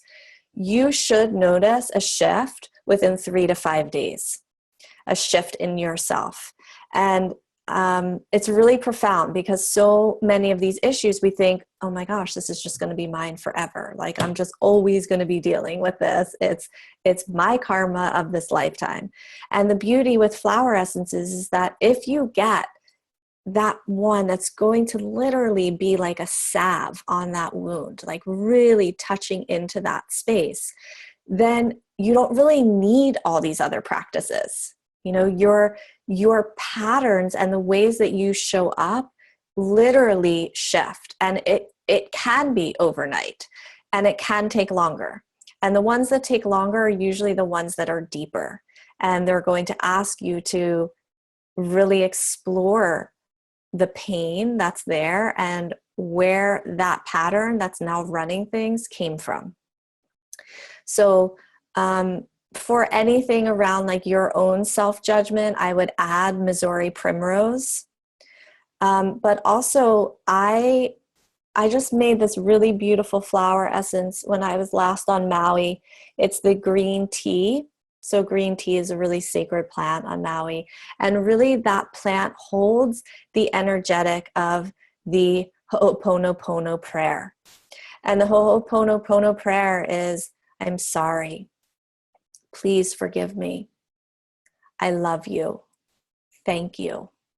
And so if that judgment's coming from yourself or coming from another based on something that was spoken to you when you were 3 years old that you're still carrying about yourself, that green tea can really start to like really dismantle the imprint of that trauma. So, and that could be your practice too, Jade, is, you know, as you're taking that essence of really saying the Ho'oponopono prayer to yourself. And really it's like, please forgive me for acting out in these ways that are keeping me small. I'm sorry that you were injured as a little girl. I'm here now to protect you. I love you. Like speak to your maiden self who's so present right now in spring. Thank you. And you can say this prayer over and over and taking this essence, and like you will see a big shift in how you're then going to allow the world to see you. What is your recommendation for purchasing ethically sourced, potent, and affordable flower essences? And would you recommend choosing only one or two to take, or does that matter? I want them all. Yeah, I know that feeling. You want them all. They're all good for us. So I would say I can give you a couple companies that I highly recommend that are really in respect and honoring of the plants.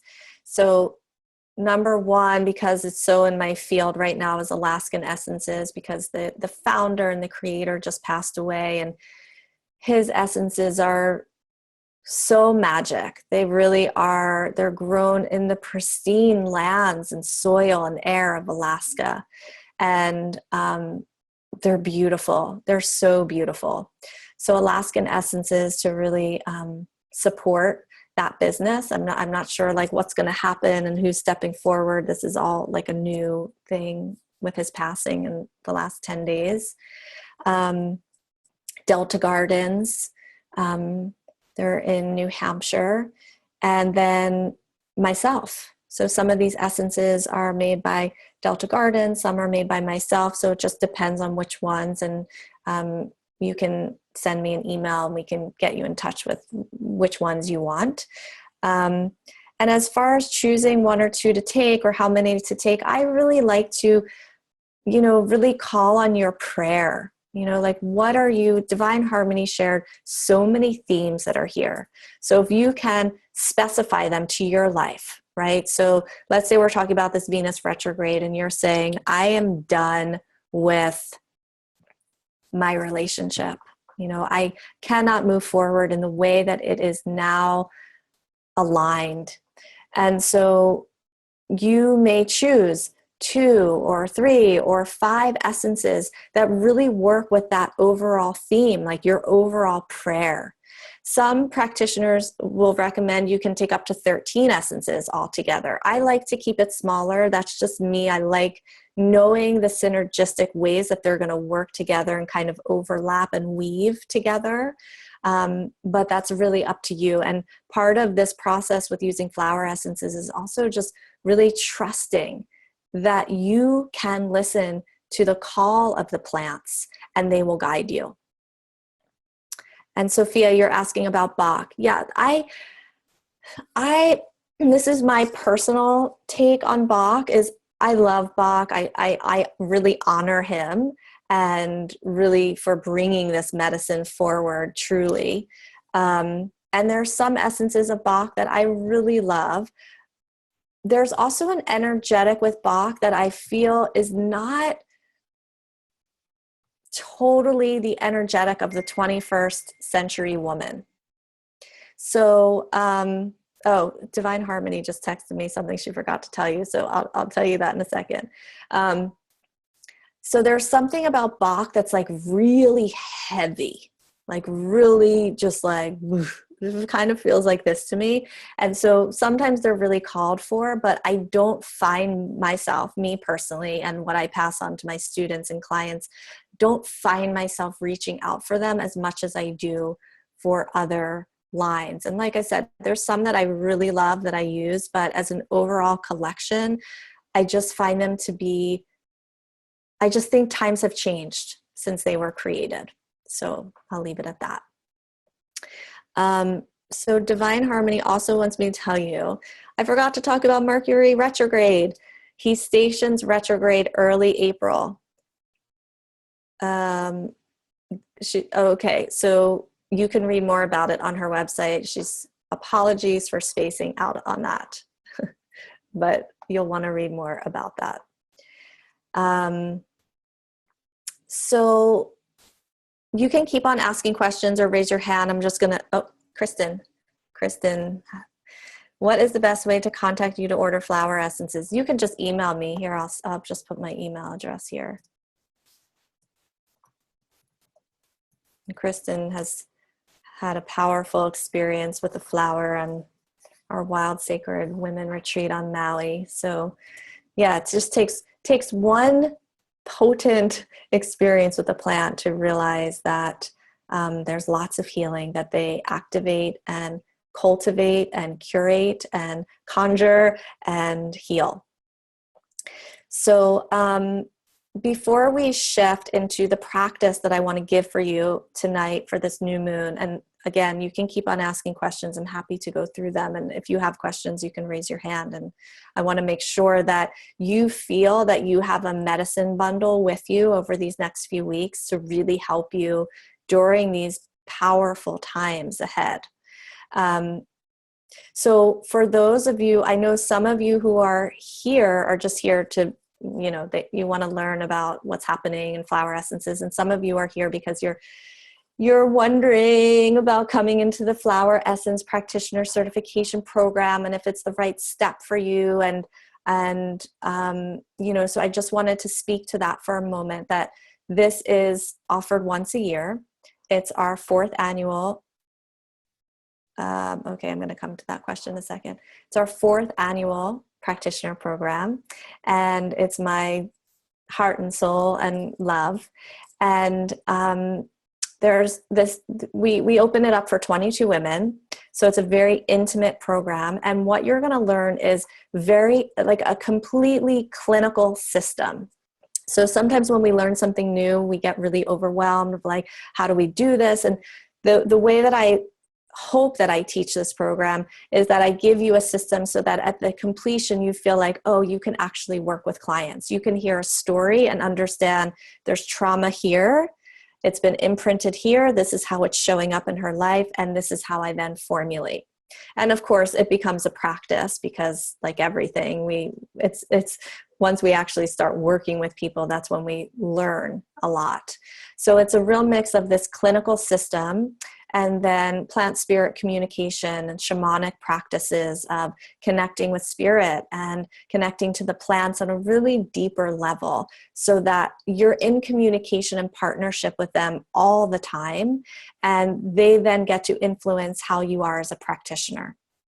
So we go really into like the heady places of understanding trauma and physiology, and really how to show up as a facilitator, really a counselor, and then the more esoteric, intangible aspects of deepening in our connection. And so you get one-on-one sessions throughout the program with flower essences so that you understand through your own experience and what's present for you, how the flowers move through you. It just makes you a way better practitioner. You will hold space for somebody after you yourself have gone through your own flower essence journey.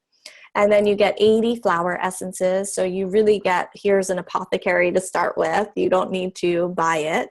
And an amazing circle of women. Amazing. I mean, mind-blowing, amazing. So it's over 4 months. It's all online.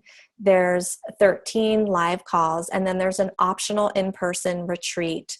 And so that just takes everything deeper. But the program itself is complete if you can't come to the retreat. And it's so funny because as Harmony was talking, so the retreat is actually June 8th to the 12th. So it's the full moon in June, the full moon in Sagittarius, and it's right before that grand trine she was talking about, where she was saying, you best be living into your purpose at that time. And so it's a really powerful time that we're leading up to, and the retreat takes place in that energy right before. And, you know, this program really asks you to step up as a medicine woman. It really asks you to say like, okay, I'm clear that I want to facilitate emotional healing in others. So it is by application only. You fill out an application, then we have an interview. And it's really about making sure that it's the best fit for both of us. So there are 1 or 2 scholarships, of partial scholarships available. And I really just think if you're feeling called, filling out the application is important. It just gets you in the energy of your own resonance for your life. It'll get you clear if this is the next step or if it isn't the next step. And I will totally reflect back to you if it is or it isn't. So anyway, we're taking applications now, and I highly recommend, if you're feeling the call, to fill one out. Vajrini just showed up spontaneously. She's a graduate of our program. And so we'll just take a moment if there's any questions about the training, the practitioner program, any specifics you want, now would be the time. And we're going to do kind of like an open house series over the next week. So we're going to have 3 more live calls where it's more focused on teaching you pieces that you get in the program.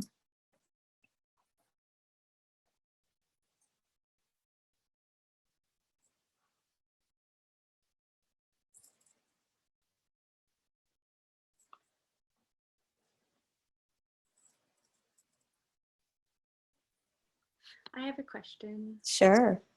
I was wondering, well, first, like when the training starts, and then if you expect us to have a really strong foundation with practicing with flower essences already.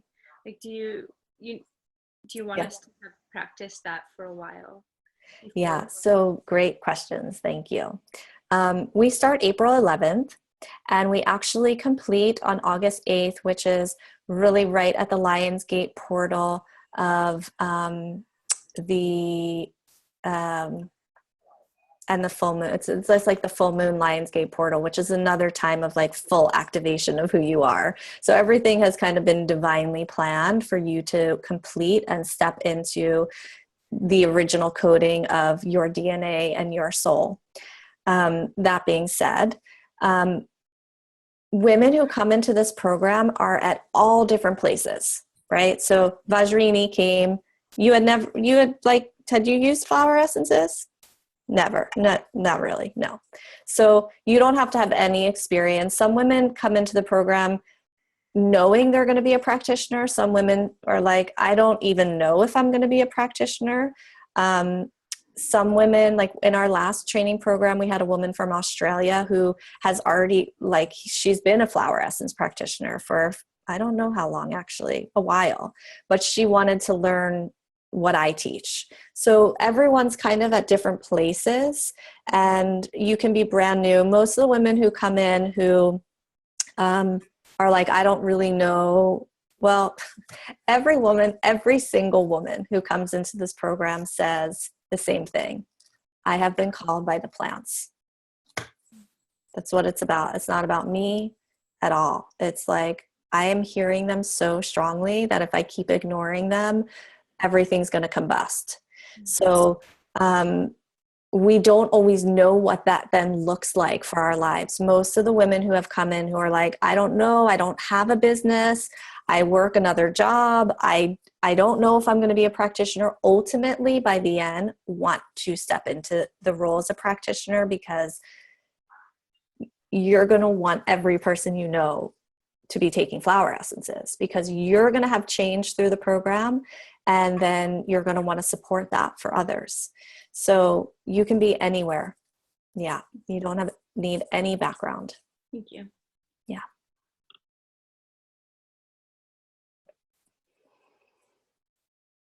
Vajrini, you want to add anything since you're here? Oh, wait, I'll unmute you. Wait. Hold on. Now you're unmuted. Hi. Hi. Hi. No, the course really had a lot of value. I mean, I came with very minimal experience of flower essences, but with a lot of experience working with clients. And Because so, you're a therapist. yeah. Yeah. And an astrologer. And it just really enhanced what I already had, and it really adds to how I serve people now. And it was an extremely powerful program and experience, and it lives within me. I mean, it's very, I don't know, it's like having a new friend or something. Yeah. After being to class, having the flowers, having the experience and knowing the flowers are there, it's really very enhancing. Yeah. So, Thank you. you're Thank welcome. you. Putting you on the spot. As you. Yeah. Okay. So you can always email me, and of course, fill out an application. We'll get on the phone. We'll talk. We'll see. Yeah. If it's what's next for you. Just one other question. Oh, okay. Wait. I'm wondering about the workload. I definitely feel the call. Would love to be part of your program, but I'm currently part of a clinical herbal program. Wouldn't want to overwhelm myself. Yeah, so that's a question I get asked a lot. And, ultimately, I can't say for you what will be overwhelming. When I took my first flower essence practitioner training, I was 24. I was in herbal school.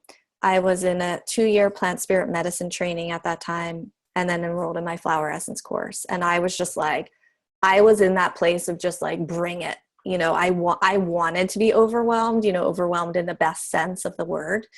But I can't say for you if putting this into your life is going to be, like more enhancing or will stress you out.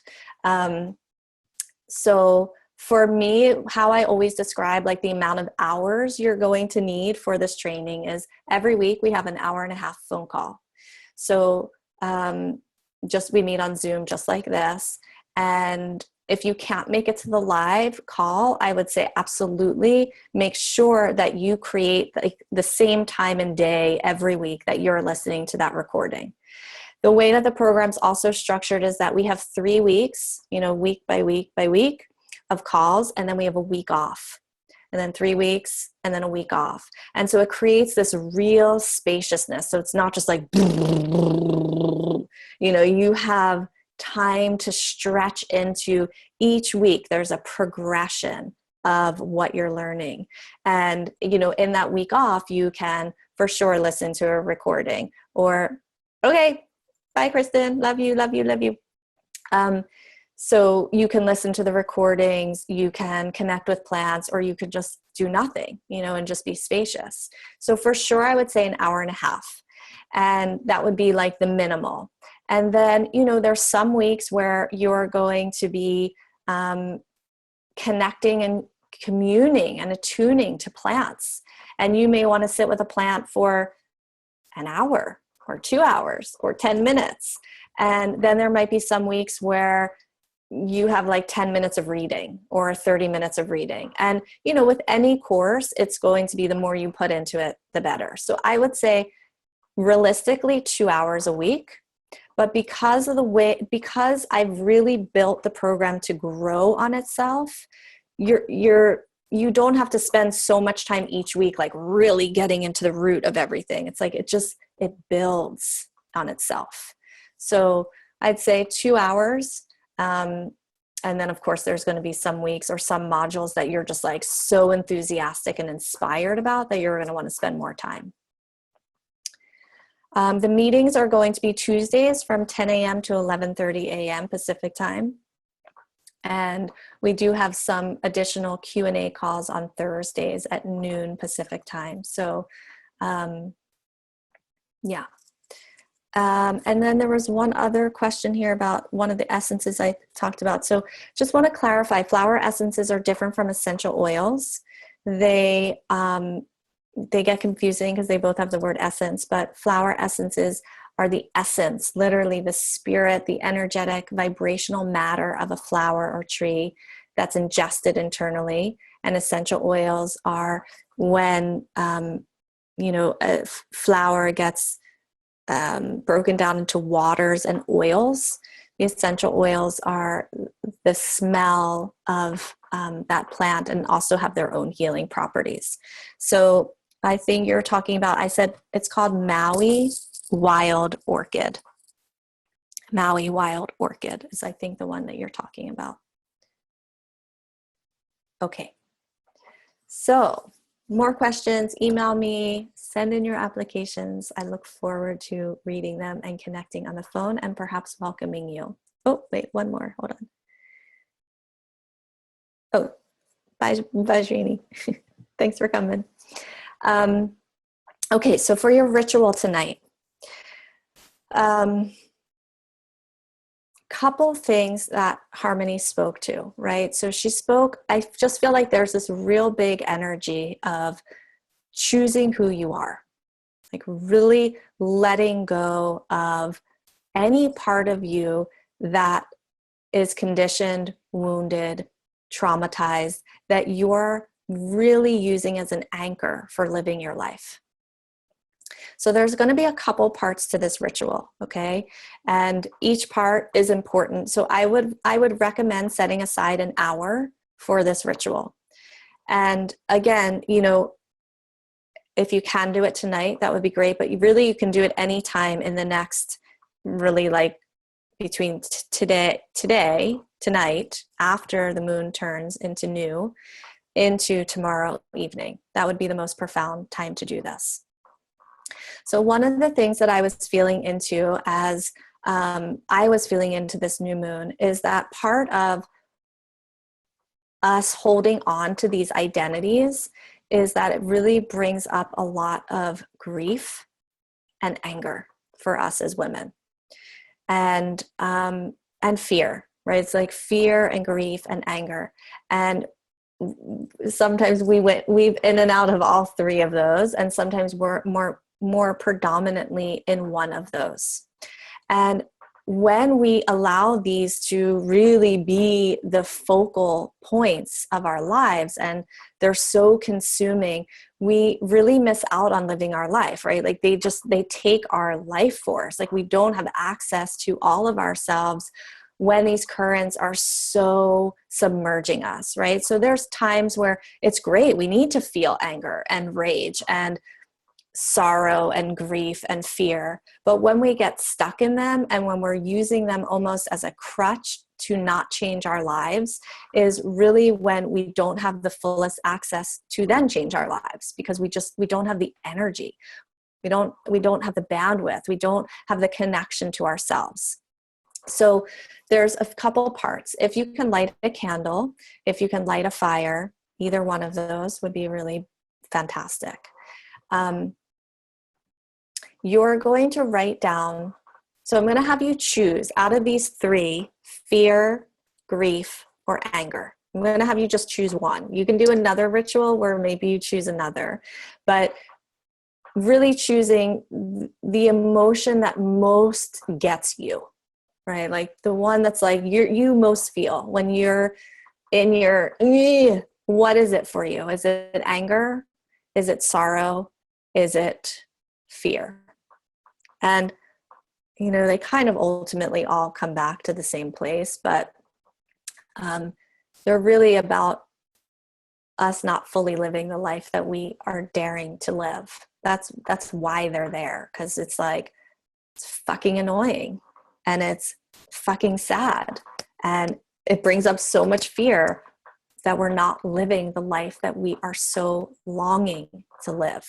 So pick one of those that's really present, and then I want you to list out all the ways that this affects your life, right? And it could be, I want you to like really just like get it out. So from really small to really big. So I know for me, if I'm talking about anger, it's like I can walk into the kitchen, and if there's dishes piled up, I'm like, oh my God, it is so agitating to me.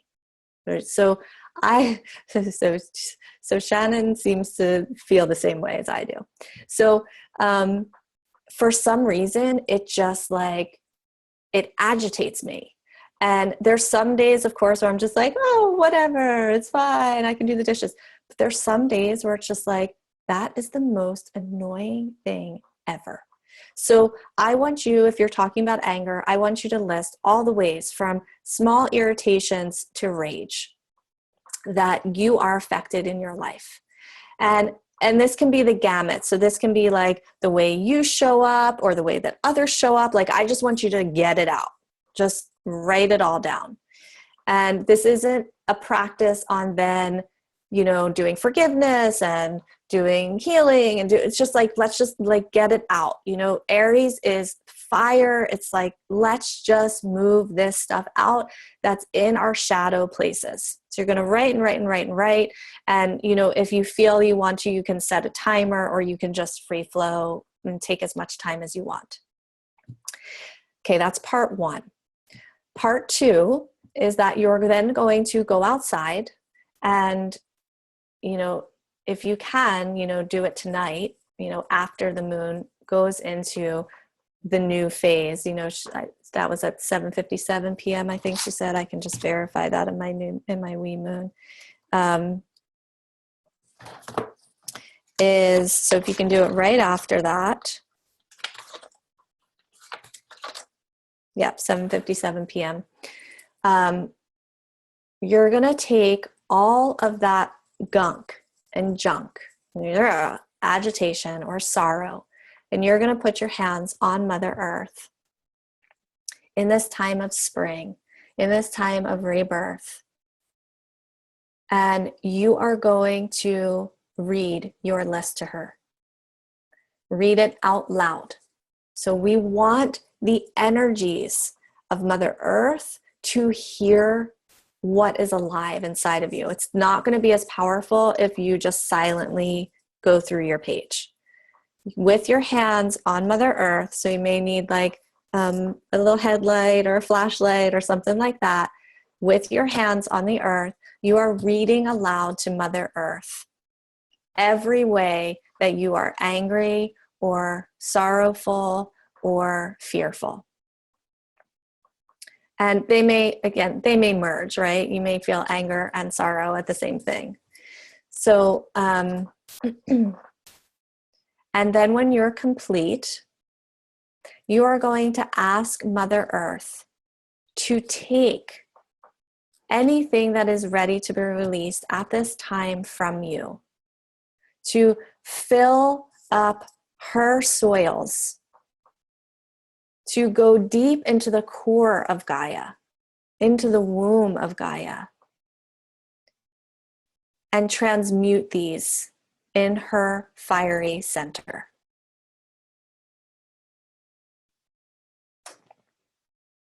And this is the part that's kind of more magical and alchemical, is this is really the time you're going to sit here for as long as you feel is needed. So you may, in your mind's eye, literally go to the center of the earth and watch her burn down your patterns and your feelings. So you're going to stay here for as long as it takes, and you're going to know in your body when it's complete. She may tell you, or you may just feel it. Then you're going to pick, okay, so that's part 2. Now we move into part 3. You're going to choose one flower essence. So I'm going to write here in this chat. If you're working on anger, you're going to use either marshmallow or milk thistle. If you're, oops, somehow, hold on a second. That was weird. Okay, if you're working on grief, you're going to use bleeding heart, or actually, let's start with bleeding heart, or golden seal. And if you're working with fear, you're going to use, well, let's use that aspen since we talked about that, or mimulus. So that's a Bach essence I'm throwing in there for you, Sophia. So you're going to read about, these 2 essences. You can take both of them, but you're going to read and you're going to choose one.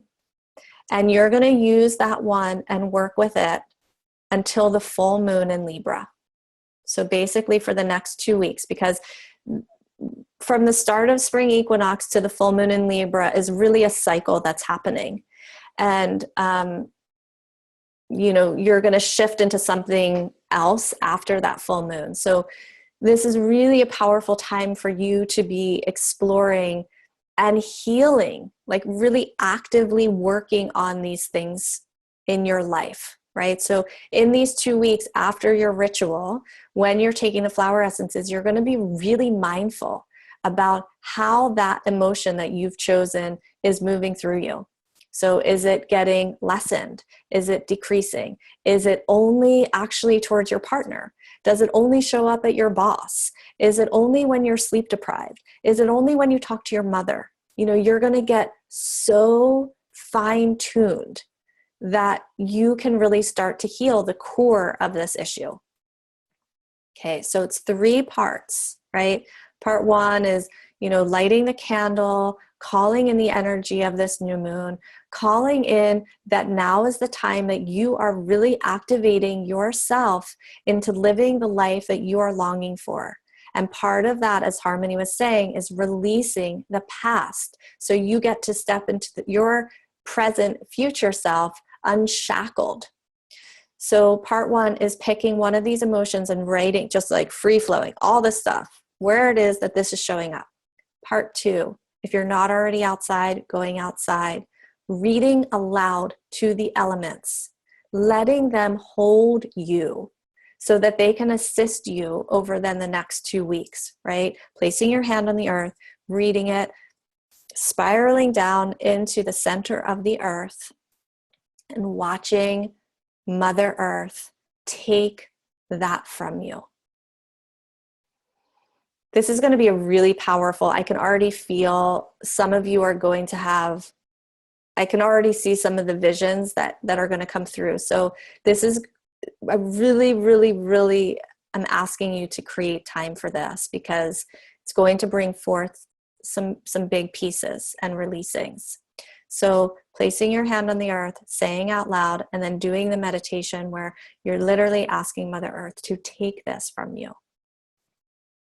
And then part 3 is choosing an essence or 2 and working with it to complete this karmic cycle, right? So Harmony was talking about the Lord of Karma, Saturn, that this is really the time where we can complete these pieces, and the flower essences will help you. So,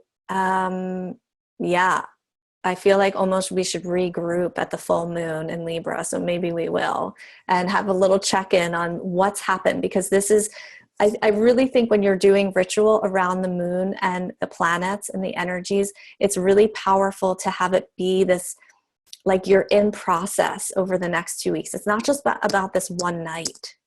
It's really a whole evolution that you're living into. So does anyone have questions about that? Clarifications? Okay, great. So I look forward to hearing that. I'm going to do my own one tonight as well. And I'm going to be choosing anger, and I'm going to work with marshmallow, and really, yeah, working on these pieces, you know, really paying attention. Like, I know for myself that anger comes from my feminine lineage. And so I'm going to be really tuning into that part. So, you know, when you're doing your writing, you know, can you see where some of these patterns that you're carrying have been imprinted onto you? And that's part of you then releasing them. So I feel like we're at completion. Gosh, we went 2 hours. Oh my gosh. And then last thing I would say is, over these 2 weeks, really like become that Aries self, the initiator, the instigator. You know, like today I'm wearing red. I have my red earrings on. Like, you know, you can dress in yourself so that you're reminding yourself that you're in process of yourself, self with a capital S. That this is not just like another day and another practice. Like, you're really engaging your wounds and relating to them, as Harmony was saying, potentially from a different energy. So thank you so much. This is so beautiful to explore these currents and the flower essences together. I just think it's so profound. And we're going to be doing a couple more open houses. They're going to be, I'm trying to decide if I should do them on Facebook Live or Zoom or whatever. So I've been kind of asking different people what they think. If you have a preference, let me know. And for those of you who will be applying to the practitioner program, I look forward to reading your words and your heart. And yeah, I'm just sending you so much love on this new moon that we're journeying into. And I feel like I'm not feeling called to do like a whole closing and completion, because I feel like the whole thing has kind of been like ceremonial and ritualistic. But what I would love for us to do is just take a moment, if you're watching, you know, if you're one of us who's live here, because there's a bunch of women who we can't see, to just look in the eyes of the other women here. Jade, we can only see your chest. But thank you. Hi. But just to really just look at these other, oh, thank you. Oh, hi. Nice to see you. Oh, Sophia. To just look at each other of like, these are your fellow earth keepers and wisdom seekers and revolutionaries, and we're doing this together for the greatest good of all. And so mote it be, and so it is. Thank you. Thank you. Thank you. Please be in touch with me. Let me know how your ritual tonight or tomorrow night goes. Sending infinite love to you. I'll just unmute you for a moment, because it's always just so fun to hear each other's voices. Loving you. Love you. On this Love new you. moon. Many blessings. Much love, love, love, love. Thank you. Love you, You're Sophia. so welcome. I love you. Love you, Ameya. Love all of you. Love you too. Bye. Thank Love you. you. Bye-bye.